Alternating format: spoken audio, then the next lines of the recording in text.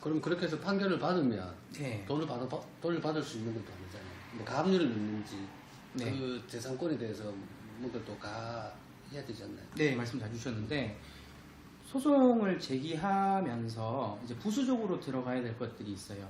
보통 이제 금전 지급의 청구를 구하는 소송에 같은 경우에는 가압류라는 거를 이제 보존 처분으로 같이 이제 들어가게 되지만 주택임대차 같은 경우에서는 보통 대부분의 임차인분들이 전입신고도 하고 확정일자를 받았기 때문에 등기부상 기재만 안 되었다 뿐이지 그게 저당권과 같은 효력을 지닙니다. 그렇기 때문에 권리 보존을 위해서 이게 가압류를 하는 거거든요.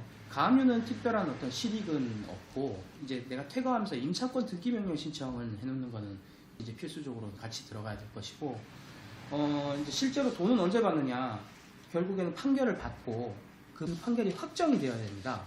판결이 선고되는 거랑 확정은 또 다른 개념인데 판결이 선고되고 이제 우리가 1심, 2심, 3심, 대한민국 3심제다 이런 얘기 말씀을 많이 듣잖아요. 그래서 그 1심 판결이 나왔는데 그 판결문을 진 사람이 송달받고 2주 동안의 항소 기간이 있습니다. 그 2주가 지나는 동안 쌍방이 항소하지 않아야지 그 판결이 확정됩니다. 어느 한쪽이라도 항소를 하게 되면 그 판결이 확정이 되지 않고 2심으로 넘어가게 됐죠. 똑같죠. 2심에서도 판결 나서 상고기간이라 그러는데 상고기간을 도과해야지 확정이 되는 거지 누구 하나라도 상고를 하면 대법원 판결까지 가야 되는 그런 게 있어서 판결만 받으면 바로 돈을 받을 수 있나요? 아닙니다. 확정을 기다려야 됩니다. 확정을 되면 바로 받을 수 있나요? 또 그건 아닙니다. 왜냐하면 확정이 되면 확정 판결문을 들고 가서 집행문을 부여받고 그 해당 목적물 주택이죠. 주택의 경매, 강제 경매라고 하는데 그 강제 경매 신청을 해서 이제 그러면 이제 이게 이제 또 매각 절차가 또 진행이 되게 되는데 그것도 좀 상당한 시간을 요하긴 합니다. 그래서 네. 경매 신청하고 매각되는 데까지 통상 뭐 한 5, 6개월은 보니까요. 네.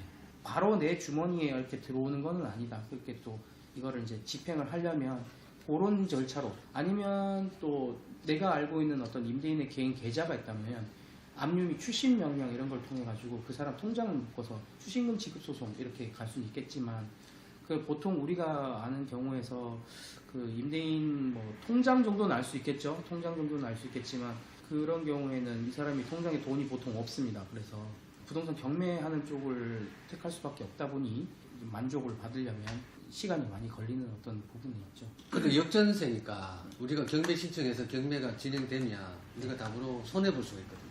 예. 그러니까 나는 내 돈을 다 보전을 받고 싶어서 하는 건데 네. 판결문 확정받고 네. 싸워서 네. 경매 진행되면 그렇죠. 난 답으로 손해인 거야. 네. 그래서 이렇게 경매 신청까지 결론은 가야 되는지 싸움을 일으켜서 내 돈이 마이너스 되는 게 확정되는 것밖에 안 돼요.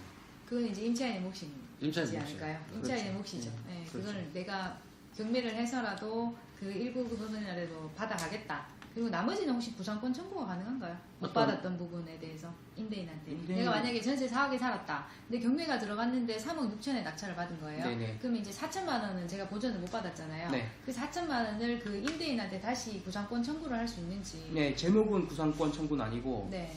보증금을 덜 받았잖아요. 네네네. 결론적으로 반환 만족을 못 받았으니까 그거는 언제든지 계약이 끝났다 하더라도 이게 계약 종료가 되었을 뿐이지 임대차 관계로 임대인하고 임차인 사이에는 구할 수 있는 계약상의 어떤 링크는 여전히 걸려 있습니다. 보증금을 덜 받았기 때문에.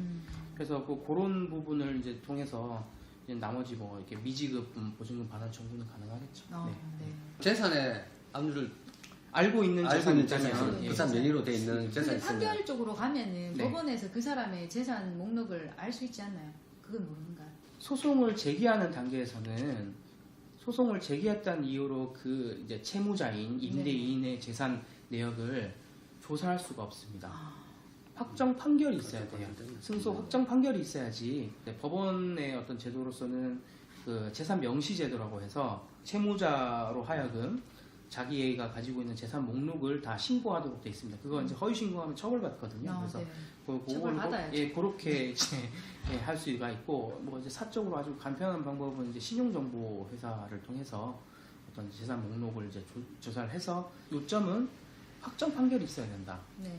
그냥 소송 제기하는 단계에서는 내가 알고 있는 재산에만 보존 가압류 내지는 뭐 가처분 이런 걸 할 수 있다 뿐이지 찾아내라라고 할 수 있는 공적인 권한은 없습니다. 임대인이 그러면 그 집을 경매를 만약에 들어갔다 그러면 집을 날리는 경우 말고는 불이익은 없네요. 아니지, 다른 재산에. 다른 재산이 있으면 다른 재산이 없다. 그러면 그건 네 마음대로 하라 하지. 경매해라. 그러니까. 난 그거 오히려 더 낫다. 근데 생각해. 임차인은 그거를 안고 가야 되는데 임대인은 털어버리면 끝나는 거예요. 그렇지. 근데 이제 그러니까 어떤 굳이 확정 털- 판결이 있으면 네, 그건 있습니다. 확정 판결이 있으면 그 판결의 판결금 채권의 소멸시효는 10년이거든요. 그렇죠. 아, 10년 동안 이 사람한테 재산이 있으면 언제든지 그 재산을 집행할 수 있는 권한이 확정 판결문이에요. 네, 근데 10년이 끝나기 전에 한번 다시 또 연장 신청은 안 되는 거예요? 네, 잘 알고 계시네요. 이게 소멸시효를 완성을 저지하기 위해서 보통 이제 통상의 경우 대여금 같은 경우에 이제 그런 걸 많이 하는데 네.